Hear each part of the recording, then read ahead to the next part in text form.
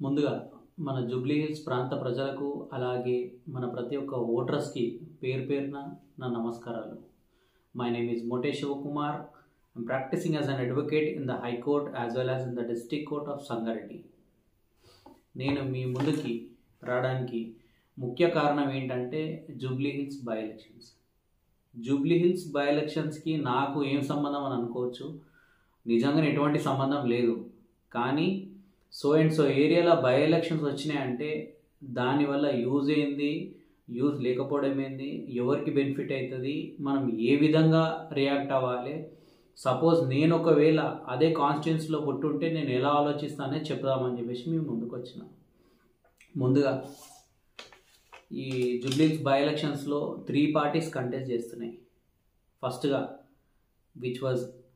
Which had ruled our state for long 10 years, BRS or TRS. ఈ పార్టీ గురించి చెప్తా, దాని తర్వాత బీజేపీ, దాని తర్వాత కాంగ్రెస్. టీఆర్ఎస్ అనే ఒక పార్టీ 10 years రూల్ చేసింది మన స్టేట్ని. ఒకవేళ నిజంగానే అభివృద్ధి జరిగింది అనేటట్టయితే ఈ పార్టీని తీసి పక్కన పెట్టి ఇంకో పార్టీని తెచ్చుకోకపోతుండే. First thing. Second thing, 22 months అవుతుంది ఇప్పుడు వచ్చిన ఈ కాంగ్రెస్ గవర్నమెంట్ ఫ్రమ్ పాస్ట్ 2023 ఎలక్షన్స్లో. ఇప్పుడు ఏమంటున్నారు వీళ్ళు? కాంగ్రెస్ అభివృద్ధి చేస్తలేదని అంటున్నారు. ఒకవేళ ఈ 10 yearsలో వీళ్ళు అభివృద్ధి చేసి ఉంటే అసలు ఈ 22 monthsలో ఈ వరకే ఉండకపోతుండే కదా. ఇది ఒకసారి ఆలోచించాలి. వన్ మోర్ థింగ్, ఇదే ఇప్పుడు ఒక బై ఎలక్షన్స్ అనే ఒక సిచ్యువేషన్ 10 years ప్రీవియస్ 10 years టర్మ్స్లో ఒకసారి వచ్చింది. అప్పుడు సో అండ్ సో పార్టీ, ఒక party president, TRS party president గారు ఏం చెప్పారంటే, ఎక్కడన్నా దున్నపోతుకు లేకపోతే గాడిదకి గడ్డేసి ఆవు దగ్గరికి వెళ్ళి మనం పాలు కావాలి అంటే పాలు ఇస్తుందా? ఇవ్వదు అంటున్నారు. అట్లాంటప్పుడు మరి ఎవరి దగ్గరికి వెళ్ళి గడ్డేసి పాలు తీసుకోవాలి? మనము ఆవు దగ్గరికి వెళ్ళి పాలు తీసుకోవాలి. ఇక్కడ గాడిదెవరు, ఆవు ఎవరు, మనం గడ్డెవరికి వేయాలి? ఇది క్లియర్ ఎక్స్ప్లెయిన్ చేద్దాం అనుకుంటున్నాను. ఎందుకంటే ఆ పెద్ద మనిషి చెప్పిన తర్వాత చాలా ముచ్చటేసింది, నాకు చాలా మంచిగా అనిపించింది. అబ్బా, రాజకీయం చేయాలంటే ఇష్టం వచ్చినట్టు గిరికెట్ అంటారు. గిరికెట్ మీద ఉన్న కెమిలియన్, ఇష్టం వచ్చినట్టు రంగులు మారుతుంటారు. ఈ రంగులు మారేది వాళ్ళ సెల్ఫిష్ కోసము, వాళ్ళ స్వార్థం కోసము, వాళ్ళ మంచి కోసం మారుతున్నారు వాళ్ళు. కానీ ప్రజలు ఏ విధంగా అన్యాయం అయిపోతున్నారు అనేది ఒకసారి ఆలోచించాలి. వన్ మోర్ థింగ్, ఏ పార్టీ గురించి నేను వ్యతిరేకంగా మాట్లాడలేను, ఏ పార్టీ గురించి ఫేవర్గా మాట్లాడతలేను. నేను ఒకవేళ ఒక క్యాండిడేట్ అయ్యి అక్కడ ఉండుంటే నేను ఏ పార్టీకి సపోర్ట్ చేసి పన్నెట్లో వేయించుకోవాలని మాత్రమే నేను చెప్పాలనుకుంటున్నాను. ముందుగా when comes to 10 years of TRS government. Second thing ఏంటంటే, ఈ party president by elections previous 10 yearsలో చేసిన వాక్యాల గురించి సత్యం. ఎందుకంటే చాలా మంచిగా ఉన్నాయి మాటలు ఆయన. ఎందుకంటే ఒక పెద్ద మనిషి చెప్పినప్పుడు ఆ మనిషి చెప్పిన మాటలు ప్రతి ఒక్కరికి వర్తిస్తుంది కాబట్టి రూలింగ్ గవర్నమెంట్లో అది మనందరం పాటించాలి. ఆయన చెప్పిన మాట ఇందాక చెప్పిన, నేను గాడిదకి గడ్డేసి ఆవు దగ్గరికి వెళ్ళి పాలు కావాలంటే పాలు ఇవ్వదు. ఇక్కడ గాడిదెవరు, ఆవు ఎవరు, ఎవరికి గడ్డేయాలి అనేది దీని గురించి నేను వివరిస్తా అని చెప్తున్నా, వివరిస్తా. So and so TRS government చెప్పిన మాట ప్రకారంగా గాడిద అనేది it was like opposite party for the TRS government. అంటే టీఆర్ఎస్ గవర్నమెంట్ అనేది ఆవు. సో ఈ గడ్డ అనేది ఆవుకి ఎందుకు ఏమంటారు అంటే, అదే టీఆర్ఎస్ క్యాండిడేట్కి ఒకవేళ గడ్డ వేస్తే టీఆర్ఎస్ గవర్నమెంట్ ఆవు పాలిస్తుందనే ఆలోచనతోని కేటీఆర్ గారు ఈ మాటలు 10 మందిలో చెప్పడం జరిగింది. ఇప్పుడు అదే మాట చెప్తున్నా, ఆయన పెద్ద మనిషి చెప్పిన మాటలే చెప్తున్నాను. గాడిదకి గడ్డేయొద్దు, గాడిదకి గడ్డేయొద్దు. ఇప్పుడున్న ఆవేంది కాంగ్రెస్ గవర్నమెంట్. ఈ ఆవుకు గడ్డేయండి, గడ్డేసి ఆ ఆవు దగ్గర పాలు తీసుకోండి. సో అండ్ సో నవీన్ క్యాండిడేట్ని నించోబెట్టిన ఆవుకు గడ్డేసి పాలు తీసుకోండి. ఇంతే, వేరేది ఏం లేదు. Simple formula. మీరు ఒకవేళ పని చేసి ఉంటే అసలు ఈ ప్రాంతంలో ఓటు వచ్చి అడగాల్సిన అవసరం లేదు. ఆటోమేటిక్గా 100% ఓటు మిమ్మల్ని గెలిపిస్తారు. ఇంకొకటి, కుల రాజ్యాలు, పార్టీ రాజ్యాలు వ్యతిరేకంగా వ్యక్తిగతంగా చాలామంది, చాలా యూత్ డెప్త్గా డీప్గా తీసుకుంటున్నారు. ఎక్కడైనా the main power of politics is behind the youth. Youth ఏంటంటే చిన్న చిన్న వాటికి ఇన్ఫ్లుయెన్స్ అయిపోతున్నారు. వాళ్ళు చెప్పే మాటలు, వీళ్ళు చెప్పే మాటలు. ఏ పార్టీని కానీ దారంలా చుట్టుకోకండి. ఎందుకంటే ఈ పార్టీని ఏ టైంలో మనం అభిమానిస్తామో అభిమానించండి, ఏ టైంలో మనం పూజించాలో ఆ టైంలో పూజిద్దాం. ఈ 5 years ఆఫ్ టర్మ్లో ఈ 5 years వరకు ఈ కక్షలు సాధింపులు వద్దు. ఈ పార్టీ అనే దాన్ని రాజకీయంగా ఒక క్యాండిడేట్ పైకి ఎక్కడానికి ఒక నిచ్చెనలా వాడుకుంటారు పార్టీని. అదేవిధంగా మనం అలాగే అనుకోవాలి. అంతేగాని పార్టీయే జీవితం, పార్టీయే సర్వస్వం అనుకొని అంత పిచ్చిగా పనిచేయాల్సిన అవసరం లేదు. మన ప్రాంతం ఇప్పుడు ఎట్లా అభివృద్ధి కావాలి, ఏం చేయాలనేది మన సెల్ఫిష్నెస్ ఉండడం కూడా చాలా ఇంపార్టెంట్. ఒక ఊర్లో, ఒక విలేజ్లో చిన్న వార్డ్ మెంబర్ గెలవాలంటేనే ఆ వార్డులో ఉన్న క్యాండిడేట్ మాకు అనుకూలంగా మాకు వస్తాడా రాడా చేస్తాడా 10 రకాలు ఆలోచిస్తాం. ఇక్కడ సేమ్ అంతే. The ward is Jubilee Hills constituency. అక్కడ లీడర్ అక్కడ తిరుగుతున్నాడా లేదా, ఈ వార్డులో ఈ పర్సన్కి ఓటేస్తే నిజంగా పనులు అయితే ఆ పనులు అవ్వవా, ఈ వార్డు పైన ఉన్న సర్పంచ్ అనే candidate, so is called as CM, అతను ఇతనికి సింక్ ఉందా లేదా, అదొకటి మనం ఆలోచించాలి. సో నవీన్ యాదవ్ని మీరు గెలిపించడంలో, ఓటేయడంలో సెల్ఫిష్గా ఆలోచించండి. నా ఏరియా, నా ఇల్లు, నా ఊరు అభివృద్ధి కావాలంటే నేను ఇట్లానే ఆలోచిస్తాను. ఎందుకంటే పెద్ద పెద్ద రాజకీయ నాయకులే పార్టీలు మారుతున్నారు, కండువాలు మారుస్తున్నారు. మార్చి వాళ్ళు ఏం చెప్తున్నారు అంటే, ఎందుకు మార్చినవయ్యా అని చెప్పి సుప్రీంకోర్టు నుంచి ఆర్డర్ వస్తే నా ప్రాంతాన్ని అభివృద్ధి చేసుకోవడానికి నేను పార్టీ మారాను, అంతేగాని నేను ఆ పార్టీ కాదని చెప్తున్నాను. అంటే ఒక లీడర్, ఒక లెజిస్లేటివ్ అసెంబ్లీ మెంబర్ ఒక అబద్ధం చెప్పడంలో పెద్ద ఆశ్చర్యం లేనప్పుడు మీరు పార్టీలు మారకండి, దోస్తాన్ని ఏం ఖరాబ్ చేసుకోకండి, తిరగండి. కానీ సెల్ఫిష్గా ఏ క్యాండిడేట్కి ఓటేస్తే మనకు పనులు అవుతాయి, ఏ క్యాండిడేట్తోని మనకు అంతకన్నా పైన ఆవు దగ్గరికి వెళ్తే మనకు పాలు వస్తాయి, ఇది ఒక్కసారి ఆలోచించండి ప్రజలారా. యూత్ ఎవరు కానీ, పెద్ద మనుషులు కానీ, ప్రతి ఒక్కరు జూబ్లీహిల్స్ కాన్స్టిట్యున్సీ ఓటర్స్ ప్రతి ఒక్కరు ఆలోచించాల్సిన విశేషం ఏంటంటే, ఓటు ఎవరికి వేస్తే మనకి ఏం పని జరుగుతుంది అనేది ఆలోచించాలి. నెక్స్ట్ బీజేపీ గురించి చెప్పాలనుకుంటున్నా. BJP is a central national party. 3 terms నుంచి మన ఇండియాని రూల్ చేస్తుంది. We are proud to be BJP, we are proud to be Hindus, we are proud to be ఇది అది అని చెప్పేసి చాలా స్టేట్మెంట్స్ ఇస్తున్నారు. బీజేపీకి హిందుత్వానికి సంబంధం లేదు. హిందుత్వం అనేది it's our religion. BJP is the national party. వాటిని వీటిని మిక్స్ చేసి ప్రజలను పిచ్చోళ్ళని చేయాల్సిన అవసరం లేదు ఇక్కడ. నేనేం బీజేపీకి వ్యతిరేకంగా కాదు, కాంగ్రెస్కి ఫేవర్ కాదు, బీఆర్ఎస్కి వ్యతిరేకంగా కాదు. ఏ party as an independent, as నా పబ్లిక్లో నేను చదువుకున్నాను కాబట్టి నేను ముందుకు వచ్చి ఈ పార్టీల వల్ల ఎవరికి ఎంత ఎఫెక్ట్ అవుతుంది, ఏమవుతుంది అనేది దానివల్ల నేను చెప్పడానికి వచ్చిన. సెకండ్, బీజేపీ గురించి చెప్తున్నా. 15 years లీడింగ్ టర్మ్లో ఉన్నది. Narendra Modi is ruling. However, వద్దనుకున్నా కాదనుకున్నా మన Narendra Modi is our prime minister. We need to respect him. I salute him. Second thing, BJP మన తెలంగాణ నుంచి 8 మంది మెంబర్ ఆఫ్ పార్లమెంట్ మెంబర్స్ ఉన్నారు. బడ్జెట్ సమావేశంలో ఏ ఒక్క మన ఎంపీ కానీ వెళ్ళి మా తెలంగాణకి ఎందుకు ఇస్తలేరు డబ్బులు అని చెప్పి అడగలేకపోతున్నారు. సెకండ్ థింగ్, ఇదే మన పక్కన ఉన్న రాష్ట్రం ఆంధ్రప్రదేశ్కి కొన్ని వేల కోట్లు వస్తాయి, కానీ మన స్టేట్కి మాత్రం ₹1 కూడా రాదు. ఎందుకు వస్తలేదు అంటే కాంగ్రెస్ గవర్నమెంట్ ఉందిడా, కాంగ్రెస్ సీఎం ఉన్నాడు కాబట్టి వీళ్ళకి ఇవ్వద్దు. ఇది ఒక నేషనల్ పార్టీ ఇలాంటి పనులు చేయొద్దు. దానివల్ల నష్టపోయేది మన డెవలప్మెంట్, మన స్టేట్ డెవలప్మెంట్. చాలా విధాలుగా సెంట్రల్కి వెళ్ళి వచ్చే ఫండ్స్ ఆగిపోయి గ్రామ పంచాయతీ స్థాయి నుంచి డెవలప్మెంట్ చాలా విధాలుగా ఆగిపోతుంది.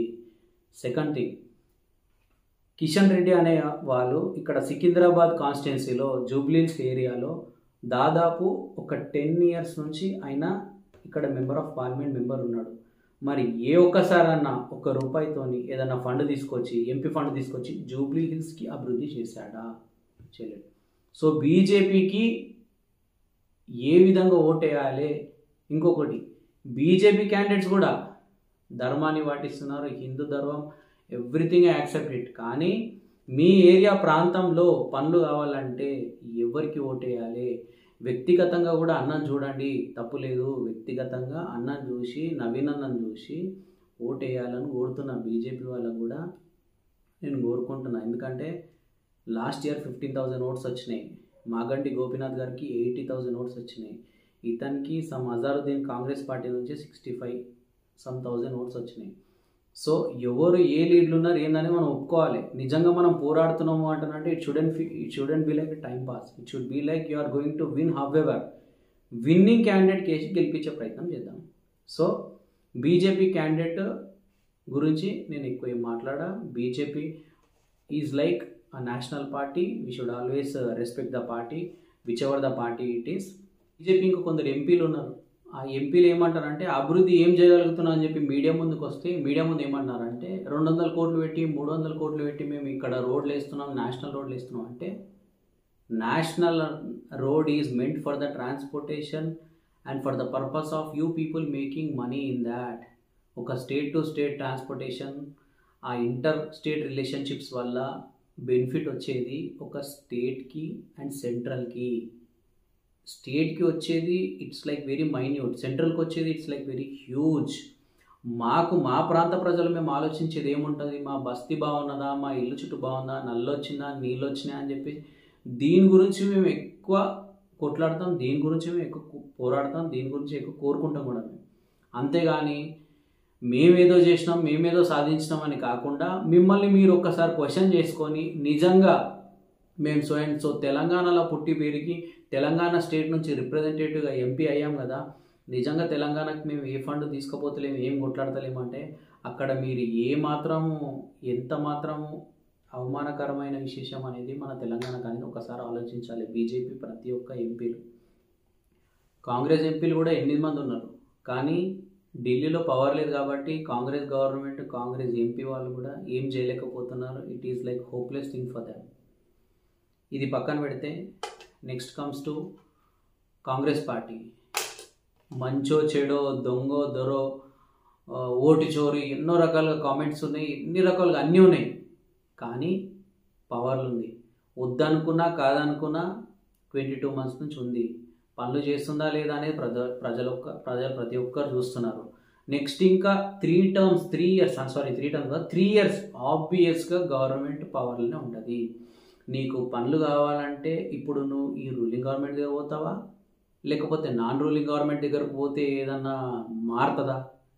ఇప్పుడు జూబ్లీహిల్స్ కాన్స్టిట్యున్సీలో అపోజిషన్ పార్టీకి వేసి గెలిపిస్తే ఇక్కడ మన కాంగ్రెస్ గవర్నమెంట్ అయితే ఏం మారదే, దానివల్ల పెద్ద నష్టం కూడా ఏం లేదే. కానీ ఎవరికి నష్టం ఉంది? జూబ్లీహిల్స్ ప్రాంత ప్రజలకు ప్రతి ఒక్కరికి నష్టం ఉంది.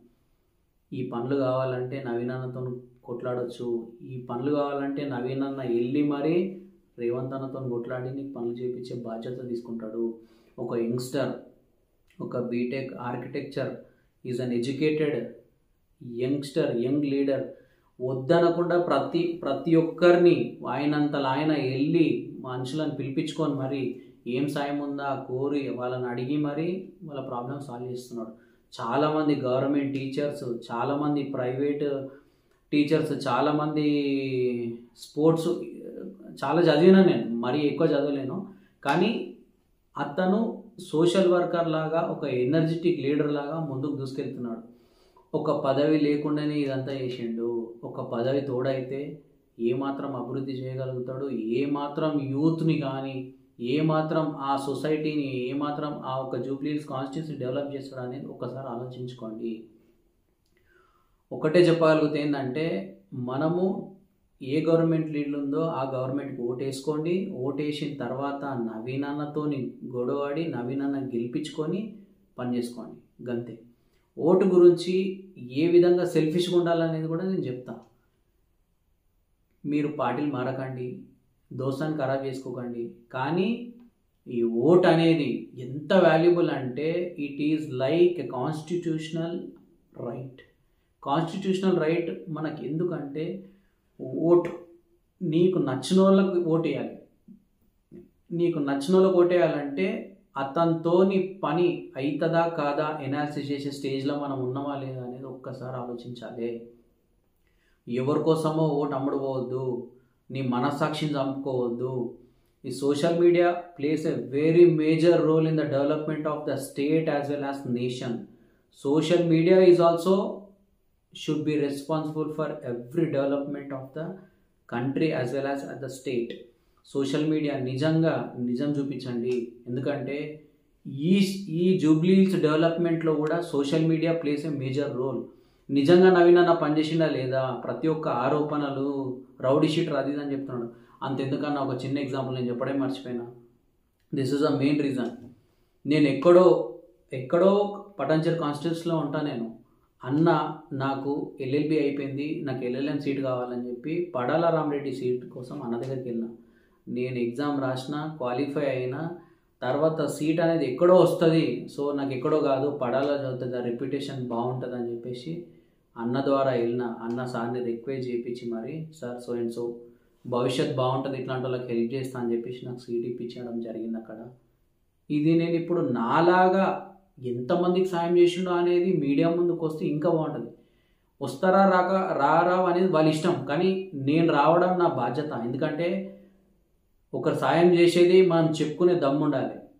అందుకే నేను చెప్తున్నా, నవీన్ అన్న నేను మీ కాన్స్టిట్యున్సీ కాదనేటోళ్ళకే అక్కడెక్కడో అవుట్స్కట్స్లో ఉండే నాకు హెల్ప్ చేసిండు. అట్లాంటిది మీ కాన్స్టిట్యున్సీలో ఎంతమందికైనా సపోర్ట్ చేసి 100% మీకు అభివృద్ధి చేసి సహాయపడతాడు.